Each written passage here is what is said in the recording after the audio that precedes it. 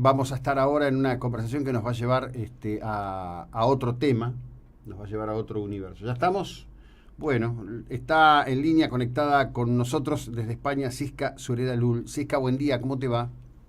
Buenos días, muy bien. ¿Y Bueno, vosotros? bien, bien, acá estábamos nosotros con nuestra eterna montaña rusa que es la Argentina, pero ya acostumbrados, bastante diría, y entretenidos.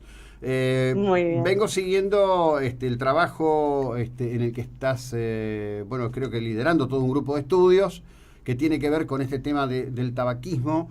Y te hago una muy breve introducción. La ciudad en la que estoy, que es Mar del Plata, fue pionera en la Argentina en imponer restricciones al Sí. consumo de tabaco en lugares públicos. Esto fue allá por finales de la década del 80, iniciativa de un dirigente del gremio que nuclea a los empleados de los casinos en la Argentina, que veía como sus compañeros morían muy jóvenes de cáncer. Esa limitación fue muy debatida, se llegó a decir que la gente no iba a ir a los restaurantes, que no iba a ir a los cafés. Bueno, primero fue limitar el espacio para fumadores, luego fue la prohibición completa. Después los fumadores quedaron en un área pública expuesta al aire libre, y acá es donde viene tu estudio, que trae novedades sorprendentes, por cierto.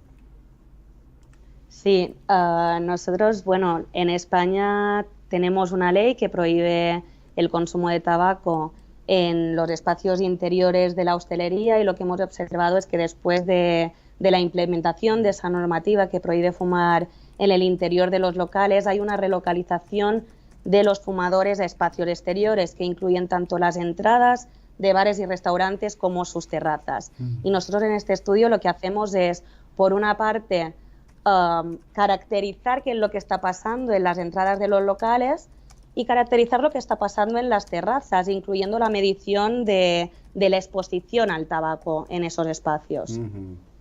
Bien, ¿y los resultados? Pues, por una parte, vemos que en prácticamente un 80% de las entradas observamos consumo de tabaco, y que además los propietarios de los locales utilizan diferentes estrategias para facilitar el hecho de que se pueda fumar allí, como el uso de mesas, de barriles, de ceniceros.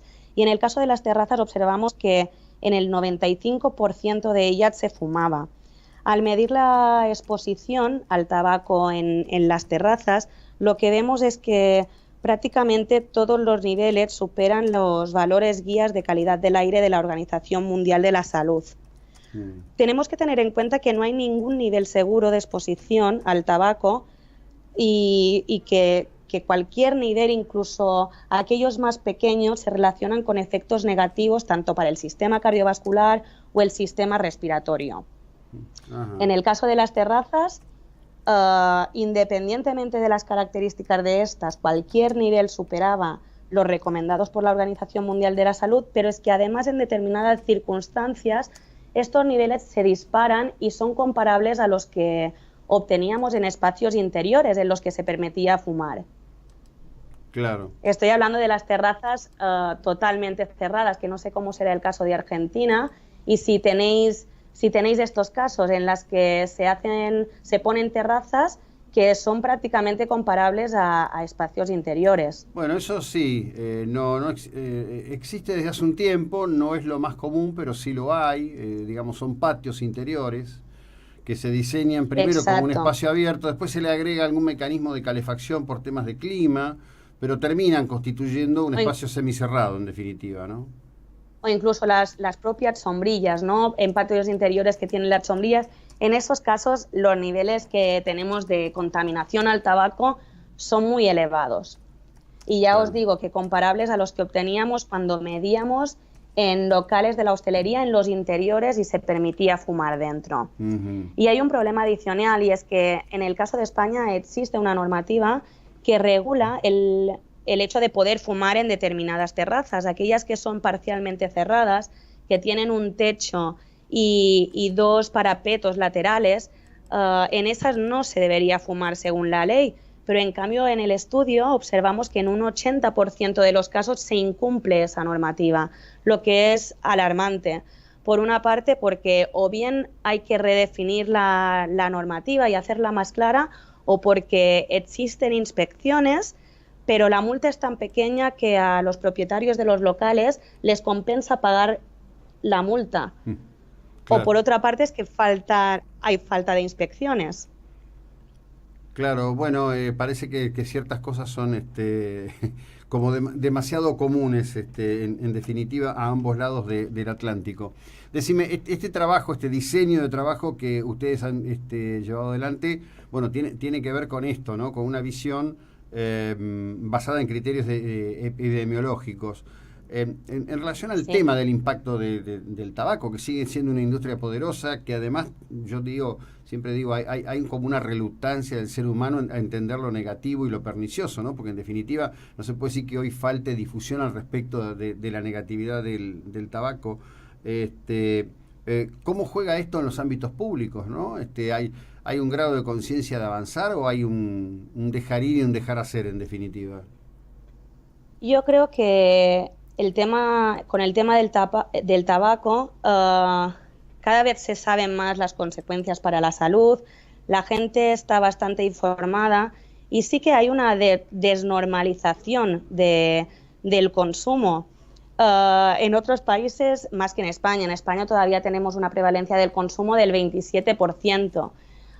Lo que es preocupante es que el hecho de fumar en estas zonas, en estas terrazas, o el hecho de que los propietarios faciliten el poner mesas, ceniceros en las entradas para poder fumar, lo que está haciendo es que se favorezca la normalización otra vez del consumo de tabaco. Tenemos la experiencia de otros países en los que ya se ha prohibido fumar en determinados espacios exteriores y en el caso de locales de la hostelería, y vemos que hay una aceptación por parte de la población en el hecho de aplicar estas políticas y además esta aceptación aumenta una vez se ha implementado la normativa.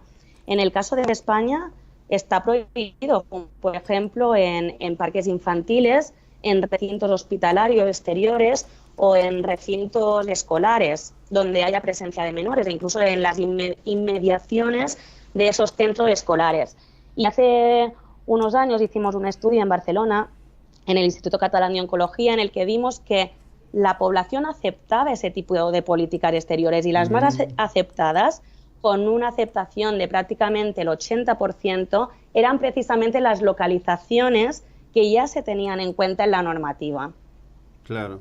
Entonces, el hecho de aplicar políticas se ha visto que es algo totalmente favorable, tanto para proteger a los no fumadores, a poblaciones vulnerables como niños, mujeres embarazadas, al conjunto de la población en general, incluso a los fumadores. En el caso de la hostelería también a los propios trabajadores que pasan largas jornadas laborales trabajando en esos espacios. Claro.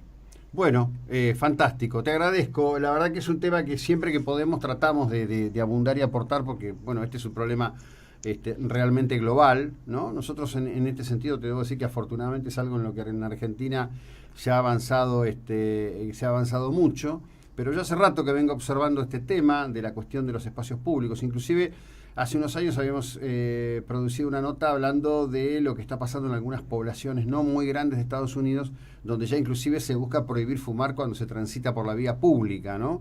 Me parece que este tema como Sí. que cada vez se va afinando un poquito más en la percepción del riesgo absoluto que es para los terceros el consumo del tabaco por parte de otras personas, ¿no? Exacto, sí. Efectivamente, en otros países, y tenemos ejemplos como en Estados Unidos, ya se está contemplando la posibilidad de ampliar este tipo de normativas a cualquier espacio exterior. Y ya te digo que aunque sean exposiciones muy a corto plazo, una cosa que favorece en la desnormalización del consumo.